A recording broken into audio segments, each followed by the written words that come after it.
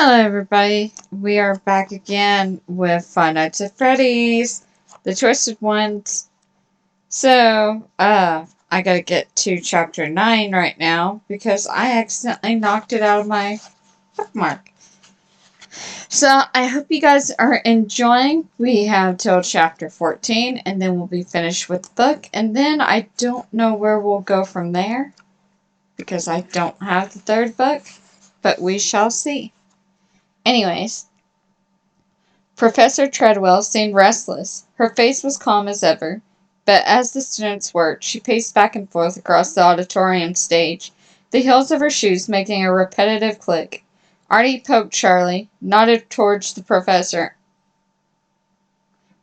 and quickly mimed screaming. Charlie smiled and turned back to her own work. She didn't mind the sound. The professor's sharp, regular steps were like a metronome, marking the time. She reread the first question. Describe the difference between a conditional loop and an infinite loop. Charlie sighed. She knew the answer. It just seemed pointless to write it down.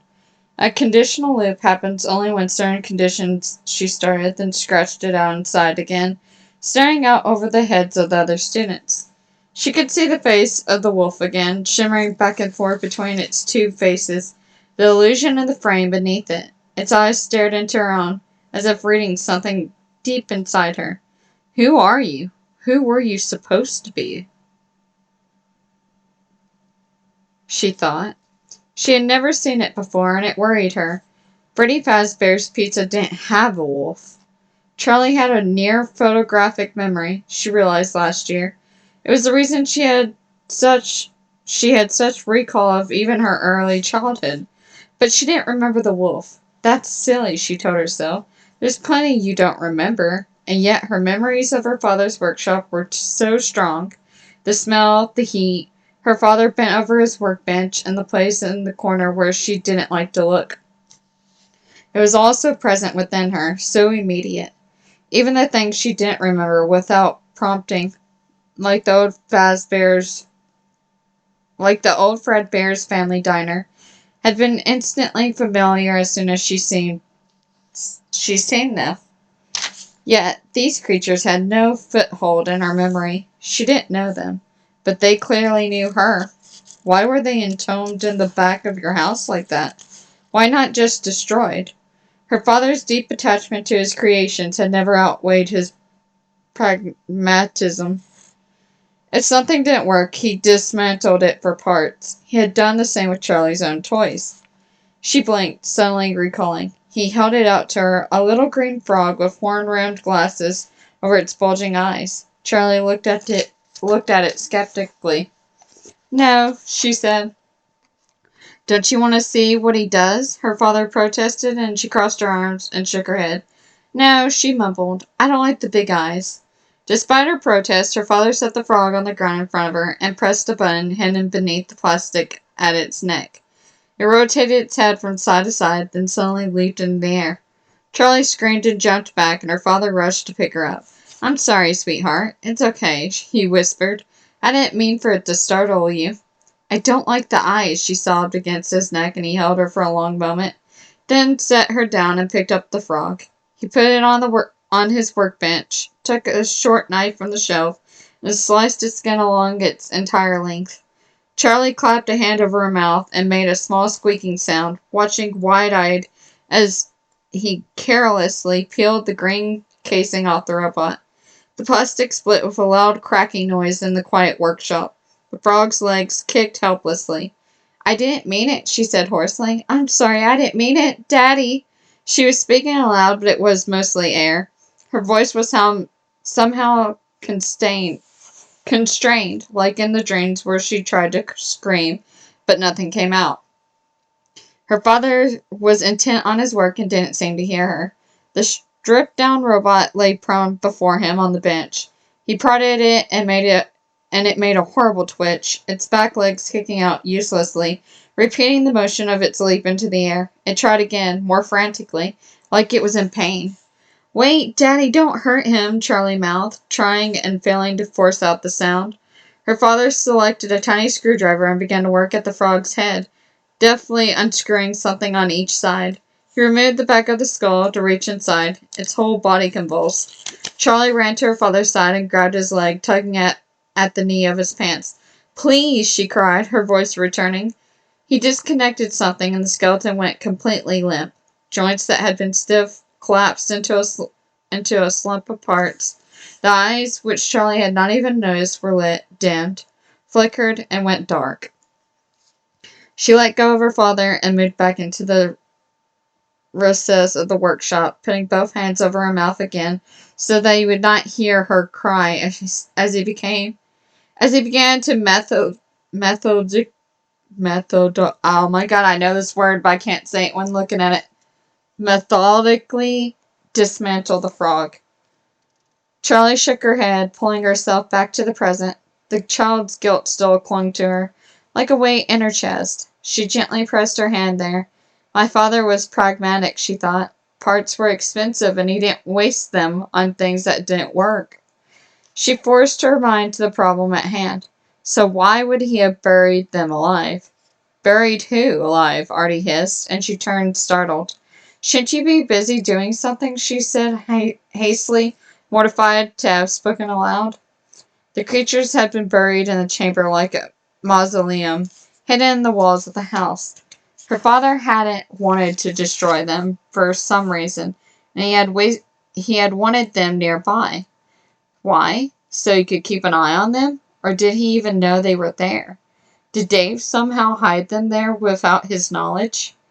She shook her head. It didn't matter. What mattered was that what the creatures were going to do next. She closed her eyes again, trying to envision the wolf-like creature. She'd only seen it for that moment, as it disgorged the woman inside it and hovered between states, its illusion flickering like a faulty light bulb. Charlie held on to the image, kept it frozen in her mind. She'd been fixated first on the victim, then on the wolf's eyes, but she'd still seen the rest of it. Now she pictured the scene, ignoring the wolf's gaze, ignoring the panic that had seized her, the others shouting and running around her. She watched it happen again and again, picturing the chest sliding open, one tooth-like rib at a time, then the woman falling out. She realized she had a better picture of the same thing stored away. The creature in the tomb, just before it tried to swallow her. She visualized its chest opening, searching for her mind to see what lay beyond the hideous mouth, inside the cavernous chest. Then she bent her head over her exam book and began to draw. "Time," called one of the graduate students. The other three began to march up the aisles, collecting blue books one by one. Charlie only had half a sentence in answer to the first question, and it was crossed out. The rest of the book was a mess of mechanisms and monsters. Just before the teacher's assistant reached her, she quietly tucked the book under her arm. She exited the row, blending in with the students who had already finished. She didn't speak to anyone on the way out, drifting more than walking, focused on her own thoughts as her body carried her aimlessly down the familiar hallway. She found a bench and sat. She looked around at the passing students, chatting to one another or lost in thoughts of their own.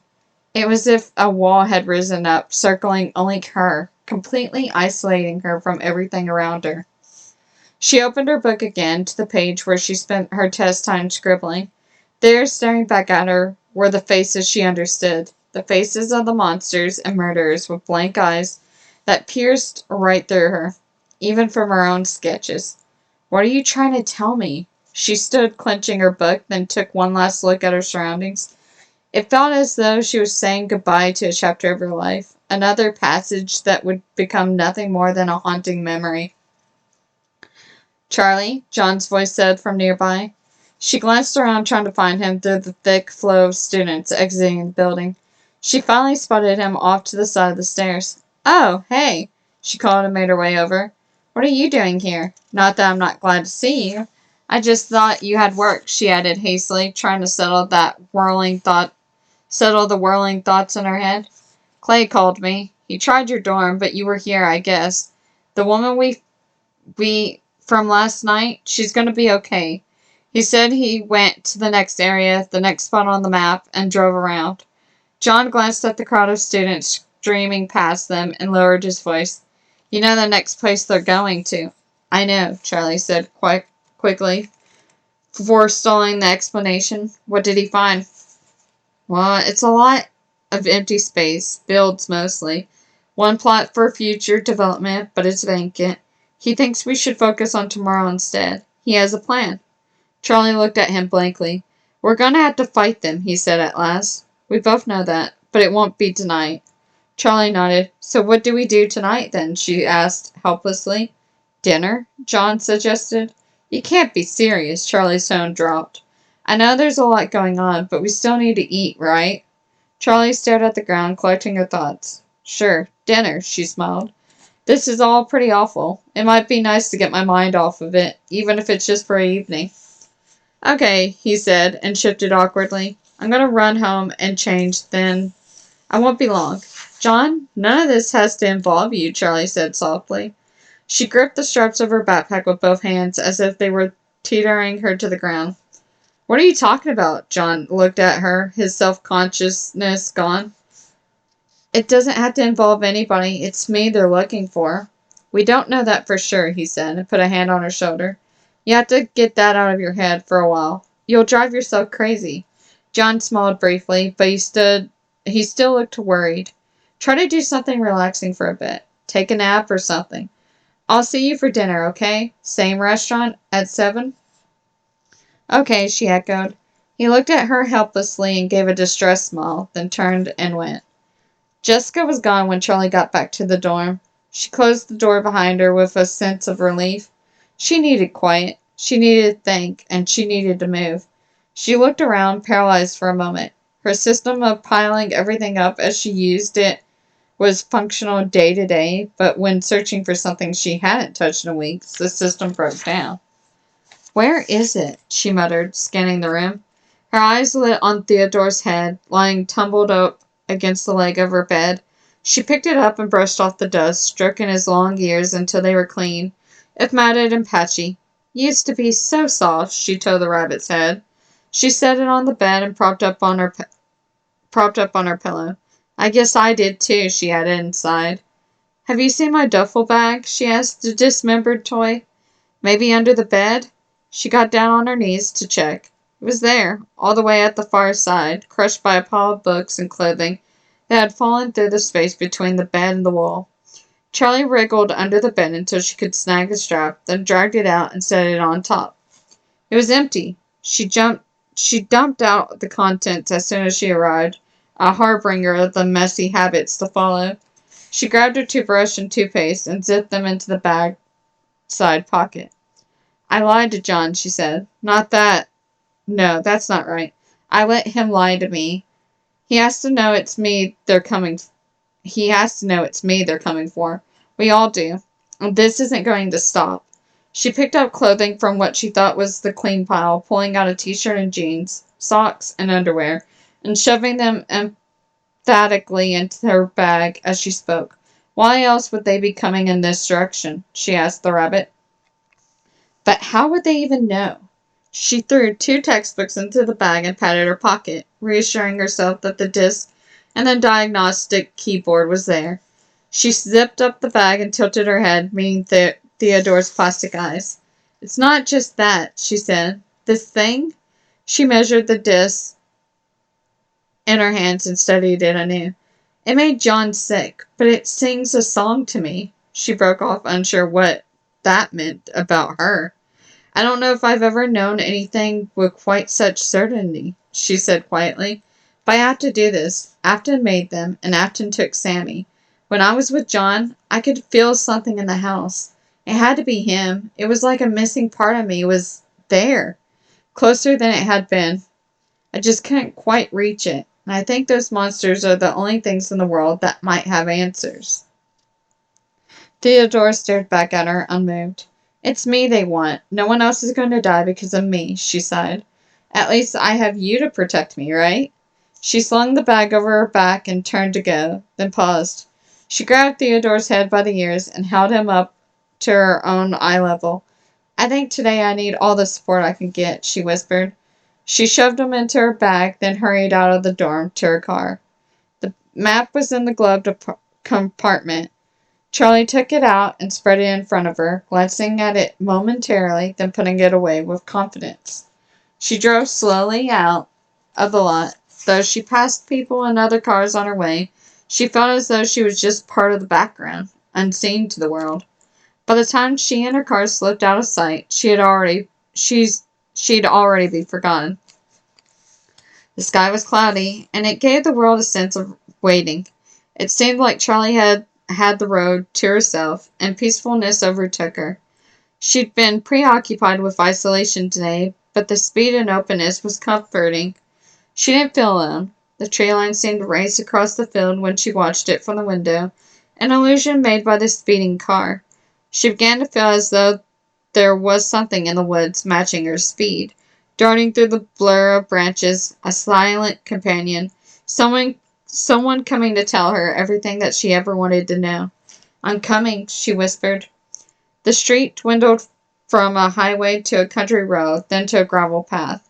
It rose up a long hill, and as Charlie slowly ascended, she could see clusters of houses and cars in the distance.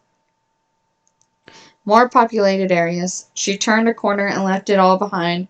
There were no more houses, no more cars. The rows of trees had been replaced with lines of stumps and piles of brush, accompanied by an occasional blank billboard that presumably would have someday announced what was to come. Slabs of concrete and half-paved driveways interrupted the countryside, and an abandoned bulldozer in the distance. Charlie took Theodore's head from her bag and set it on the passenger's seat. "Stay alert," she said. Then she saw it. A single ranch-style house stood at the center of it all, surrounded by bulldozed land and the bare rib cages of a half-built house jutting from the ground. It was out of place, painted, fenced, and even planted with flowers in the garden. Then, that's when it made sense. A show house. The road stopped a few yards into the development, replaced by worn-down tracks in the dirt where the machinery came in and out. Charlie slowed the car to a stop. "Even you can't follow me this time," she said to the rabbit's head, then got out and closed the door, giving Theodore a smile through the window. Charlie walked the trail slowly. The hulking and unfinished frames of the house seemed to watch her reproachfully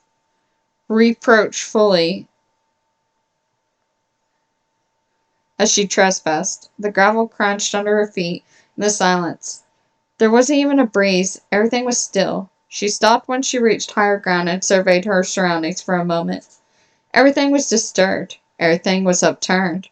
She glanced above her as a single bird passed overhead, barely visible from its soaring height. Her eyes returned to the wasteland. You're here somewhere, aren't you?" At last she reached the lone finished house. It was set at the center of a neat square of perfectly trimmed grass, towering above its stooped, half-constructed neighbors. Charlie stared at the lawn for a moment before realizing that it must be a fake, just like whatever furniture was inside. She didn't try the door right away, instead going around to the backyard. It was laid out in a neat square of astroturf, just like the front, but here the illusion had been ruined. Ragged strips of grass had been torn up. The place radiated a sense of distress, now eerily familiar. Charlie just stared for a moment, certainty pulsing through her. She clenched her jaw, then went back around to the front door. It opened easily, without even a whisper of a sound, and Charlie went inside. It was dark in the house. She flipped a light switch experimentally, and it illuminated the whole place in an instant. A fully furnished living room greeted her, completely with leather chairs and a couch, and even candles on the fireplace mantel. She started to close the front door behind her, then hesitated, leaving it ajar. She walked further into the living room, where there was an L-shaped couch and a widescreen TV. "I'm surprised it hasn't been stolen," she thought. But when she went closer, she saw why. It wasn't real. There were no cords or cables coming from it. The whole place had a surreal quality, almost of mockery. She walked slowly into the dining room, her feet clapping against the polished hardwood floor. Inside was a beautiful mahogany dining set. Charlie bent over to look at it, at the underside of the table. Balsa wood, she said, grinning to herself. It was a light, airy wood made for model airplanes, not furniture. She could probably lift the table over her head if she wanted to. Down a short hallway from the dining room was a kitchen with gleaming new appliances, at least imitations of them. There was also a back door to the kitchen. She unlocked it and pushed it open halfway, leaning outside and looking again at the expansive, tortured landscape. There were several stone steps here, leading down into a small garden. She stepped back inside, being sure to leave the door hanging slightly open.